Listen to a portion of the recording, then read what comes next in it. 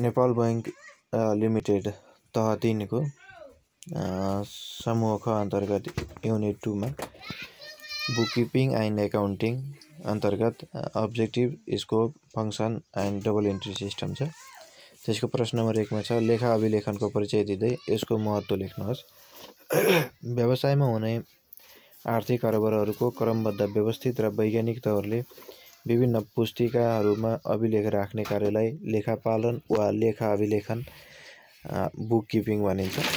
लेखापालन वास्तवमा मौद्रिक मूल्यमा व्यक्त गर्न सकिने सम्पूर्ण कारोबारहरूको विधिवत र नियमित रूपमा राखिने अभिलेख हो। लेखापालन विभिन्न वित्तीय विवरणहरूको तयारीमा सघाउ पुर्याउने उद्देश्यले नियमित आर्थिक कारोबारहरूको मितिको आधारमा गरिने क्रमबद्ध अभिलेखसँग सम्बन्धित हुन्छ। लेखापालनलाई दैनिक आर्थिक कारोबारहरूको क्रमबद्ध रूपमा निर्धारित ढाँचाका विभिन्न पुस्तिकाहरूमा हिसाब किताब राख्ने कलाको रूपमा परिभाषित गर्न सकिन्छ। लेखापालनको ऐतिहासिक विकासक्रमको अध्ययन गर्दा यो विषय मानव सभ्यताको उत्पत्ति र विकासक्रम जत्तिकै पुरानो भएको अनुमान गर्न सकिन्छ। करिब 700 BC तिर ग्रिसको लिदियामा मुद्राको उत्पत्तिसँगै लेखापालनको प्रारम्भ भएको मान्न सकिन्छ।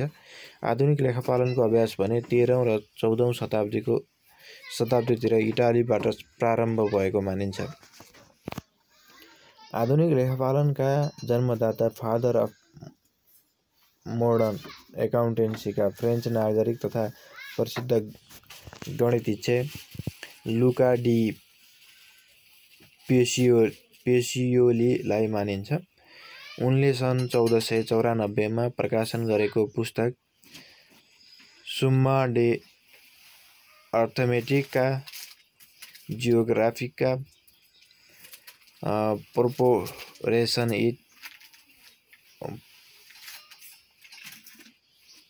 प्रिपोरेसन्समा यस सम्बन्धी उल्लेख गरेको पाइन्छ। लेखापालनको प्रमुख महत्त्व निम्न अनुसार छन्। वित्तीय कारोबारहरूको पहिचान गर्नु।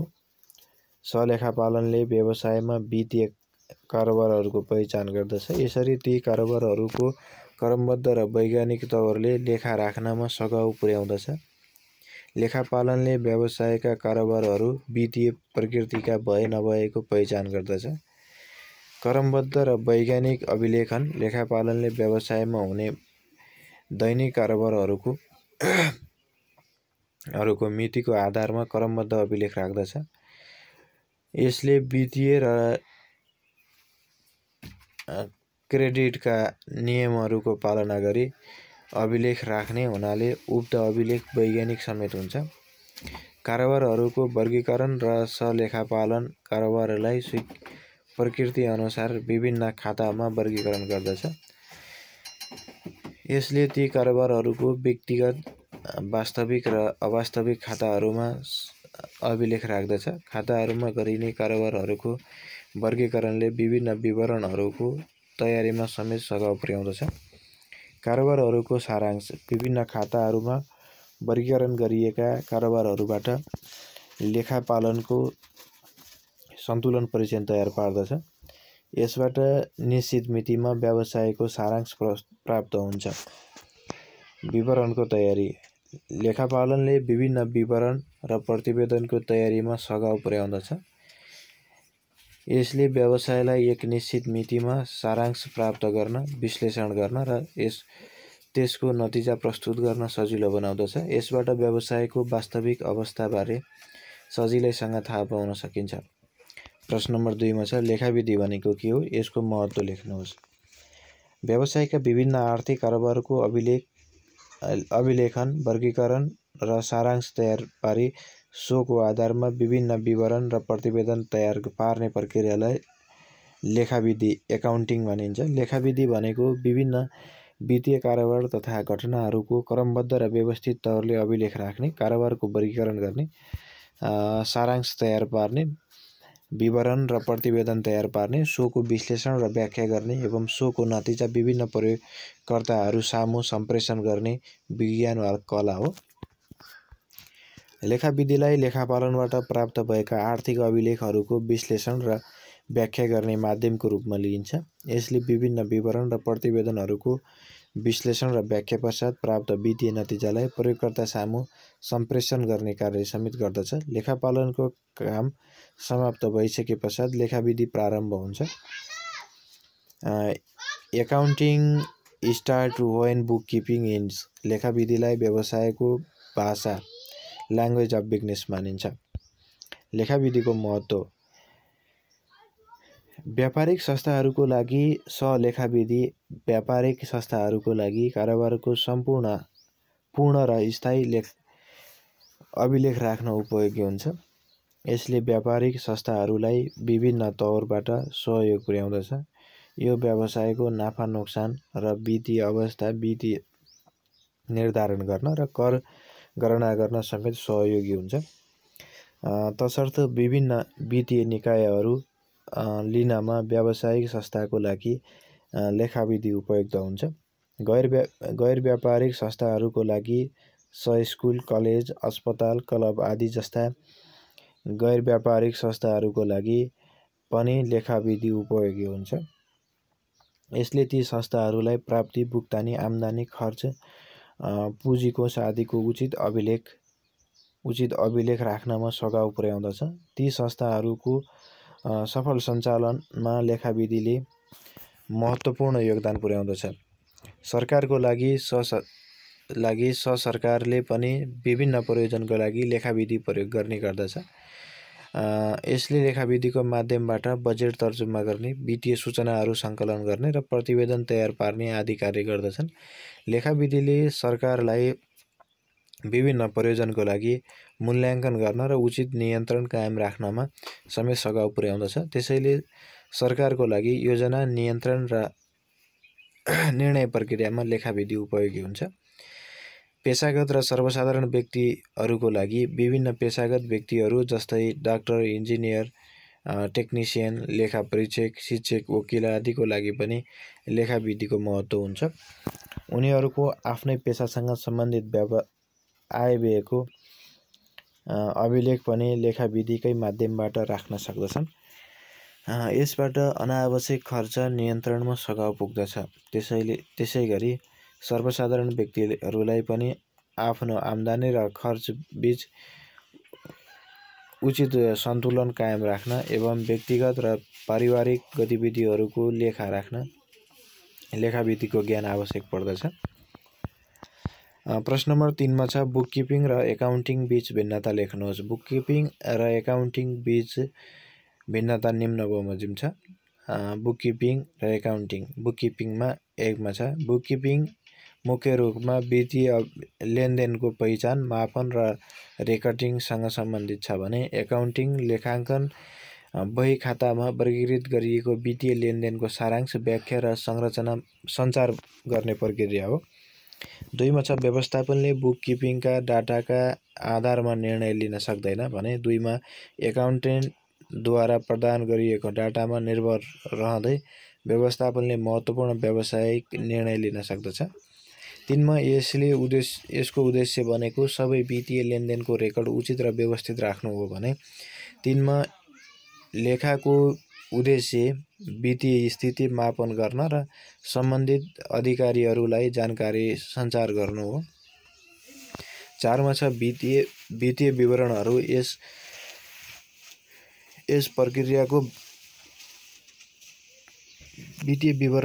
यस प्रक्रियाको भागको रूपमा तयार हुँदैनन् भने यसको एकाउन्टिङको 4 मा छ वित्तीय विवरणहरू लेखा प्रक्रियाको दौरानमा तयार हुन्छन्। बुककिपिङ गर्न कुनै विशेष कौशलको आवश्यक पर्दैन भने लेखालाई यसको विश्लेषणात्मक र जटिल प्रकृतिको कारण विशेष कौशल आवश्यक पर्छ। बुककिपिङ यसमा कुनै विश्लेषणको आवश्यक पर्दैन भने लेखाले विश्लेषण र डाटा व्याख्या गर्न बुककिपिङको जानकारी प्रयोग गर्दछ र त्यसपछि यसलाई रिपोर्टमा कम्पाइल गर्दछ। 7 नम्बरमा छ मूलतः 2 प्रकारका बुककिपिङहरू छन्, एकल प्रविष्टि र डबल प्रविष्टि बुककिपिङ। त्यसैगरी मूलतः 3 किसिमका लेखाहरू छन्, पर्सनल, रियल र नोमिनल।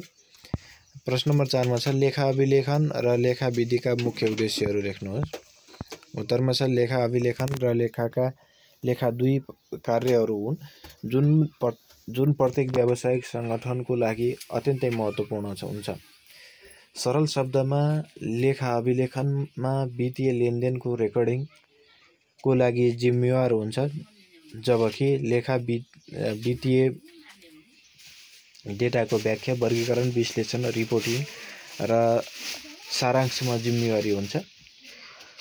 लेखा अभिलेखन र लेखा विधिका निम्न उद्देश्यहरू छन्: व्यवस्थित रेकर्ड राख्नु, व्यवसायको वित्तीय अवस्था पत्ता लगाउनु, सञ्चालन नाफा वा नोक्सान पत्ता लगाउनु, तर्कसम्मत निर्णय लिन मद्दत गर्न, डेब्टर र क्रेडिटरको जानकारी दिनु, खरिद र बिक्रीको जानकारी दिनु, नगद र बैंक मौजात बारे जानकारी दिनु, अन्तिम मौजात र जिन्सीको सङ्ख्याको जानकारी दिनु, आयकर र मूल्य अभिवृद्धि कर पत्ता लगाउने माध्यम हुनु। यसर्थ लेखा अभिलेखन र लेखा विधिको मुख्य उद्देश्य सम्पूर्ण आर्थिक कारोबारहरूको समष्टि गर्ने र लेखाङ्कन गरी सम्बन्धित सङ्गठनको व्यवस्थापन, सेयरधनी, सरकार आदि सबै सरकारवालाहरूको लागि पारदर्शी रूपमा सम्पूर्ण वित्तीय अवस्थाको जानकारी दिनु हो। प्रश्न नम्बर 5 मा छ लेखा अभिलेखन र लेखा विधिको कार्यक्षेत्र लेख्नुहोस्। उत्तरमा लेखा अभिलेखन र लेखा दुई कार्यहरू हुन् जुन प्रत्येक व्यावसायिक सङ्गठनको लागि अति महत्त्वपूर्ण हुन्छ। सरल शब्दमा लेखा अभिलेखन वित्तीय लेनदेनको रेकर्डिङको लागि जिम्मेवार हुन्छ, जबकि लेखा वित्तीय डेटाको व्याख्या, वर्गीकरण, विश्लेषण, रिपोर्टिङ र सारांशमा जिम्मेवार हुन्छ। लेखा अभिलेखनका कार्यक्षेत्रहरू निम्न छन्: वित्तीय अभिलेख राख्ने, बही खाता तयार गर्ने, लेखामान अनुसार लेखाङ्कन गर्ने, लेखाङ्कन गर्न उपयुक्त जनशक्ति नियुक्त गर्ने आदि। तसर्थ लेखा अभिलेखनको कार्यक्षेत्रले लेखा विधिको लागि विशेष मार्गनिर्देशन गर्दछ। लेखा अभिलेखन सकिएपछि मात्र लेखा विधि सुरु हुन्छ। लेखा विधिका कार्यक्षेत्रमा निम्न कुराहरू पर्दछन्: डाटा सङ्कलन र तयारी गर्ने, डाटा प्रशोधन गरी लेखामान प्रयोग गरेर डाटा मूल्याङ्कन गर्ने, डाटालाई उपयुक्त प्रतिवेदन जस्तै नाफा नोक्सान हिसाब, वासलात, नगद प्रवाह विवरण आदिमा रूपान्तरित गर्ने, वित्तीय प्रतिवेदन तयार भएपछि सेयरधनी, सरकार, सम्बन्धित निकाय र सरकारवालाहरूलाई रिपोर्टिङ गर्ने। तसर्थ लेखा विधिको कार्यक्षेत्रमा लेखा अभिलेखन पश्चात वित्तीय कारोबारलाई रिपोर्टिङसम्म पुर्याई सम्पूर्ण वित्तीय जानकारी दिने कार्य गर्दछ। त्यसैगरी प्रश्न नम्बर 6 मा छ दोहोरो लेखा प्रणाली भनेको के हो, यसका सिद्धान्तहरू लेख्नुहोस्। उत्तरमा आर्थिक कारोबारमा दुई पक्ष हुन्छन्, एउटा प्राप्त गर्ने र अर्को भुक्तानी गर्ने। आर्थिक कारोबारका यी दुवै पक्षको व्यवस्थित अभिलेख गर्ने कार्यलाई दोहोरो लेखा प्रणाली भनिन्छ। आर्थिक कारोबारका यी दुई पक्षमध्ये एउटा डेबिट हुन्छ र अर्को क्रेडिट हुन्छ। दोहोरो लेखा प्रणालीले यी दुवै पक्षलाई प्रभाव पार्दछ। यसमा डेबिट र क्रेडिट बराबर हुन्छ। आर्थिक कारोबारमा त्रुटि भए एवं गल्ती हुन नदिनु, आर्थिक कारोबारको यथार्थ अवस्था पत्ता लगाउनु यसको मूलभूत उद्देश्य हो। यसलाई इटालीका ल्युका पेसिओलीले सन् 1494 मा प्रतिपादन गरेका हुन्। नेपालको वर्तमान लेखा प्रणाली यही लेखा प्रणालीमा आधारित छ। दोहोरो लेखा प्रणालीका सिद्धान्तहरू: व्यावसायिक अस्तित्वको सिद्धान्त, बिजनेस एन्ट्री कन्सेप्ट, सङ्गठनलाई यसको मालिक र सदस्यहरूभन्दा फरक इकाइ मानेर लेखा राख्ने। मौद्रिक मापन सिद्धान्त, लेखाले त्यस्तो कारोबारहरूको लेखा राख्दछ जसलाई मुद्रामा व्यक्त गर्न सकियोस्। दोहोरो पक्षको सिद्धान्त, हरेक कारोबारको दुई पक्षहरू हुन्छन् र कुनै पनि घटनाले दुवैमा बराबर असर पार्दछ। प्रोद्भावी सिद्धान्त, एक निश्चित लेखा अवधिमा नगद साथै उधारोमा भएको आम्दानी तथा खर्च र खरिद बिक्रीलाई समेत लेखाङ्कन गर्न सकिन्छ। त्यसैगरी आवधिक अवधारणा, व्यवसायको अवस्था पत्ता लगाउन त्यस्तो सम्पूर्ण अवधिलाई विभिन्न समय अवधिमा विभाजन गरिन्छ। नेपालमा श्रावण 1 देखि असार मसान्तसम्म एक आर्थिक वर्षका रूपमा लिइन्छ। भिडान सिद्धान्त नाफा वा नोक्सान निर्धारण गर्नको लागि कुनै निश्चित समयावधि र लागतहरूलाई सोही अवधिको समयसँग मिलान तथा वा तुलना गरिन्छ। निरन्तर चलिरहने सिद्धान्त संस्थाका मालिक परिवर्तन हुन सक्छन् तर संस्था निरन्तर चलिरहन्छ भन्ने सिद्धान्त हो। खासगरी माथिका दोहोरो लेखा प्रणालीका अन्तर्राष्ट्रिय मूल्य मान्यता र सिद्धान्तहरू हुन्, जसबाट नेपालको सरकारी श्रेष्ठता प्रणाली वा नयाँ श्रेष्ठता प्रणाली निर्देशित छ, तर यसका सम्पूर्ण सिद्धान्तहरू हुबहु लागू गरिएको अवस्था भने छैन। प्रश्न नम्बर 7 मा दोहोरो लेखा प्रणालीका विशेषताहरू। उत्तरमा वित्तीय कारोबारको अभिलेख राख्दा एउटै कारोबारलाई एउटै खाताको डेबिट पक्ष र अर्को खाताको क्रेडिट पक्ष गरी दुई स्थानमा अभिलेख राख्ने व्यवस्थालाई दोहोरो लेखा प्रणाली भनिन्छ। दोहोरो लेखा प्रणालीका विशेषताहरू निम्न बमोजिम छन्। दोहोरो श्रेष्ठता प्रणालीको सिद्धान्तमा आधारित प्रत्येक कारोबारले दुई पक्षलाई प्रभावित पारेको हुन्छ र ती दुवै पक्षलाई लेखामा दर्शाइन्छ। बराबर डेबिट पक्ष र क्रेडिट पक्षतर्फ बराबर प्रभाव परेको हुन्छ। परिवर्तनशीलता व्यवस्थित पद्धति भएकोले आवश्यकता अनुसार समायोजन र परिवर्तन गर्न सकिने हुन्छ। वैज्ञानिक निश्चित सिद्धान्त धारणा र मान्यता अनुसार लेखा राखिने, व्यवस्थित लेखाङ्कन गर्दा क्रमबद्ध र व्यवस्थित रूपले गरिन्छ। नियन्त्रण यो प्रणालीले खर्च नियन्त्रण गर्न मद्दत गर्दछ। सरल लेखा प्रणाली यो व्यवस्थित लेखा प्रणाली भए तापनि हेर्न र बुझ्न निकै सरल पनि हुन्छ। यसका प्रतिवेदनहरूले सम्पूर्ण व्यवसायको वास्तविक स्थिति देखाउँदछ, साथै यसको माध्यमबाट लेखा परीक्षणमा पनि सहजता हुन्छ। व्यापक प्रयोग भरपर्दो एवं वैज्ञानिक प्रणालीको रूपमा रहेबाट संसारभर यस प्रणालीको व्यापक प्रयोग भएको छ। प्रश्न नम्बर 8 मा छ दोहोरो लेखा प्रणालीका फाइदा र बेफाइदाहरू लेख्नुहोस्। उत्तरमा दोहोरो लेखा प्रणाली लेखाको सबैभन्दा बढी वैज्ञानिक र भरपर्दो सर्वोत्तम प्रणाली हो, जहाँ हरेक कारोबारको बराबर तथा विपरीत दुई पक्षहरू हुन्छन्, डेबिट र क्रेडिट। फाइदाहरू रेकर्ड व्यवस्थापन गर्न सहज, कारोबारको सम्पूर्ण लेखाङ्कन, कारोबारको नतिजा नाफा वा घाटा पत्ता लगाउन सजिलो, सम्पत्ति र दायित्व छुट्याउन सहज, गल्ती तथा कमी कमजोरी पत्ता लगाउन सजिलो हुने, कारोबारको जानकारी सजिलै प्राप्त हुने, अधिकतम मुनाफा र न्यूनतम घाटाको स्थितिका लागि प्रेरित गर्ने। बेफाइदाहरू कागजी प्रक्रिया लामो हुने, लेखाङ्कनमा जटिलता, महँगो लेखा प्रणाली, लेखा विज्ञको आवश्यकता पर्ने, गल्ती तथा कमी कमजोरीहरू हुन सक्ने, साना व्यवसायले नरुचाउने प्रणाली, सूचनाको गोप्यताको समस्या हुने। तसर्थ दोहोरो लेखा प्रणाली कुशल तथा परिपूर्ण लेखा प्रणाली भए पनि केही बेफाइदाहरू भने पक्कै छन्। आजकल लेखाका विभिन्न सफ्टवेयरका कारणले दोहोरो लेखा प्रणाली कम्प्युटरीकृत भएकाले सहज हुँदै गएको छ। प्रश्न नम्बर 9 मा दोहोरो लेखा प्रणालीमा डेबिट र क्रेडिटका सिद्धान्तहरू पालना गर्न दिएका लेखाका प्रकारहरू लेख्नुहोस्। उत्तरमा दोहोरो लेखा प्रणाली भन्नाले लेखाङ्कन गर्दा बराबर र विपरीत असर डेबिट र क्रेडिट गर्ने लेखा विधि हो। यो प्रणाली अनुसार लेखाका परम्परागत प्रकारहरू निम्न छन्। 1 मा छ वास्तविक खाता, फर्मको सबै सम्पत्ति जो मूर्त वा अमूर्त हुन्छ। वास्तविक खाताहरू कोटी अन्तर्गत पर्दछन्।